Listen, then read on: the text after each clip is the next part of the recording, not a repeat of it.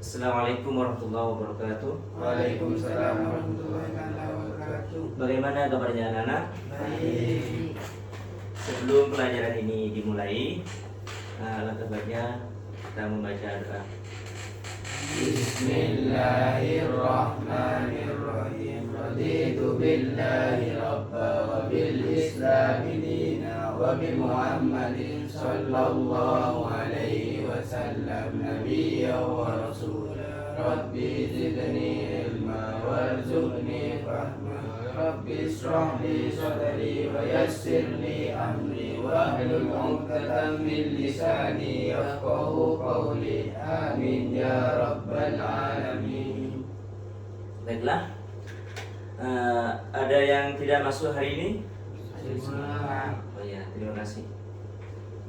Pada kesempatan kali ini saya akan menerangkan materi di bab 3, yaitu menghindari dosa besar.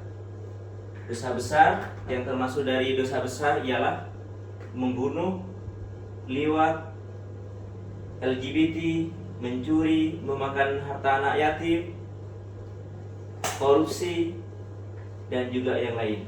Namun pada kesempatan kali ini saya akan membahas 2 materi saja dari menghindari dosa besar. Yang pertama yaitu membunuh.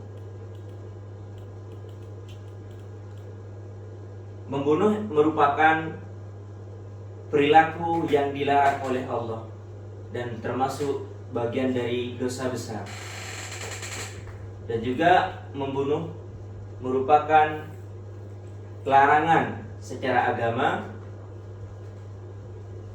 karena menimbulkan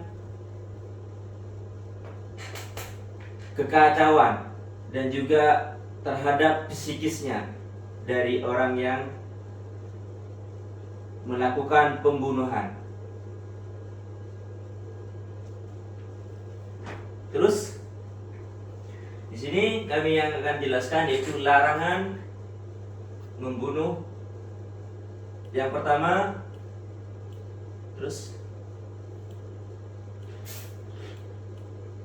karena berdasarkan ayat Al-Quran di surah An-Nisa ayat yang ke-93, wa may yaqtul mu'minan muta'ammidan fajaza'uhu jahannam khalidan fiha wa ghadiballahu alaihi wa la'anahu wa 'adda lahu 'adzaban 'azima. Yang mana artinya, barang siapa yang membunuh seorang mukmin dengan sengaja, maka balasannya ialah jahanam, kekal ia di dalamnya, dan Allah murka kepadanya dan mengutukinya serta menyediakan azab yang sangat besar bagi orang yang melakukan pembunuhan tersebut. Jadi ini dampak bagi orang yang melakukan pembunuhan, baik itu secara psikisnya karena merasa orangnya itu dihantui dengan kesalahan-kesalahan yang telah dilakukan. Adapun di akhirat ini akan diancam oleh Allah sesuai dengan ayat yang ada di depan ini. Khalidan fiha, akan kekal di neraka jahanam. Wa ghadiballahu alaihi wa la'anahu wa 'adda lahu 'adzaban 'azima, dengan siksa, dengan azab yang sangat besar. Makanya kita bagaimana sebisa mungkin menjauhkan dari perkara yang dilarang oleh Allah, karena ini merupakan termasuk dari dosa yang besar. Dan bagi dampak negatifnya yang kedua, yaitu bagi orang terbunuh, keluarga yang terbunuh ataupun masyarakat sekitarnya merasakan ketidaktenangan juga dari perilaku tersebut. Makanya kita selalu berdoa agar kita dan yang ada di sekeliling kita ini dijauhkan dari perbuatan-perbuatan utamanya yang menjurus pada pembunuhan. Makanya Dan maka dari itu kita harus tahu, harus mengerti terhadap apa-apa dampak negatif dari pembunuhan tersebut. Kemudian yang kedua yang akan diterangkan pada kesempatan kali ini yaitu liwat. Liwat ini secara pengertian secara bahasa merupakan kata yang diambil dari kata lut, kata ajami, asing, seperti itu. Bukan dari bahasa Arab. Jadi ini tidak mustaq. Tidak akan tidak bisa ditasrif seperti itu. Namun ini diambil dari kata lut yang mana persamaannya adalah talawud, lutiyah, seperti itu. Yang mana perbuatan ini dinisbatkanlah, disamakan dengan perbuatan yang dilakukan oleh kaum Nabi Lut. Adapun secara terminologinya dalam pengertian dari liwat ini yaitu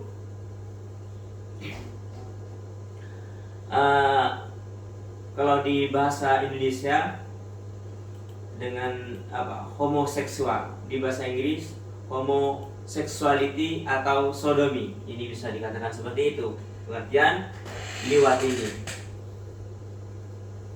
Secara terminologinya kata liwat ini yaitu berhubungan seorang lelaki berhubungan dengan lelaki dengan melewati zubur dari belakang, seperti itu. Ini kata dari liwat. Adapun dampak negatif dari perbuatan itu yang pertama yaitu orang yang melampaui batas. Ini termasuk orang yang melampaui musrifun, seperti itu. Karena bukan tempatnya, yang seharusnya laki-laki dengan perempuan, ya kan? Terus kemudian dilaknat oleh Allah perbuatan tersebut. Ini sesuai dengan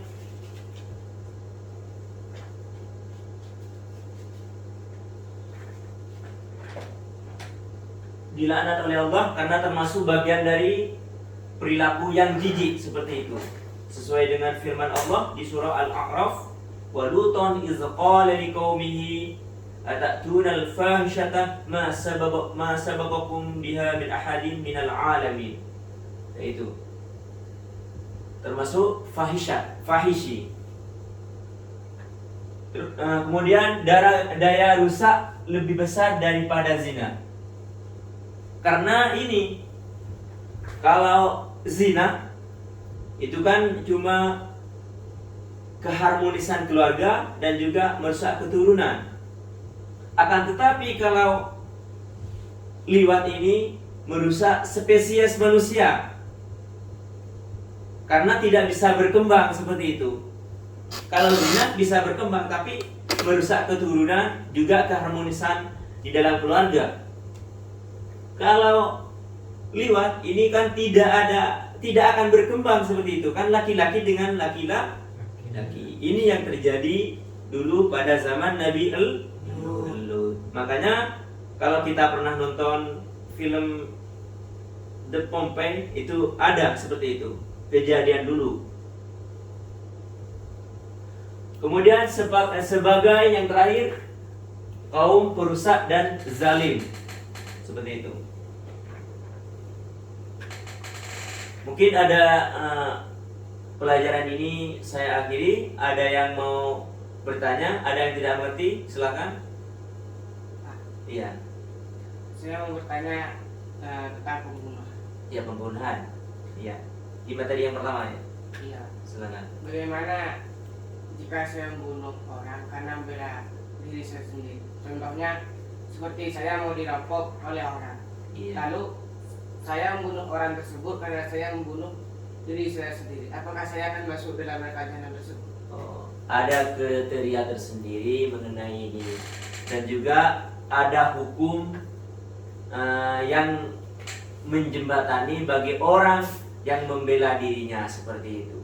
Tidak semua yang melakukan pembunuhan ini kan ada sebab akibat. Di sini yang saya terangkan tadi ini tidak ada sebab, tidak ada akibat. Tidak ada sebab, cuma ada akibatnya, ya kan?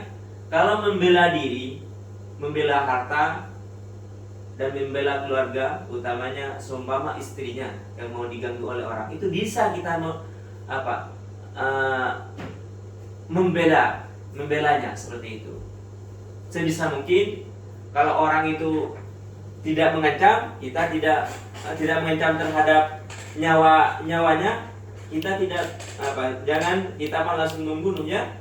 Akan tetapi kalau sekiranya itu membunuh, orang itu akan membunuh pada dirinya, maka kita bisa untuk membunuhnya tersebut.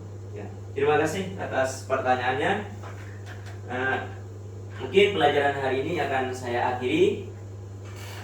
Marilah kita akhiri pertemuan pada kesempatan kali ini dengan membaca doa. Ya Rabbi wafiqni bitaqwaka ya Allah, ya Rabbi irhamni bi husnil khatimati. Assalamualaikum warahmatullahi wabarakatuh. Waalaikumsalam.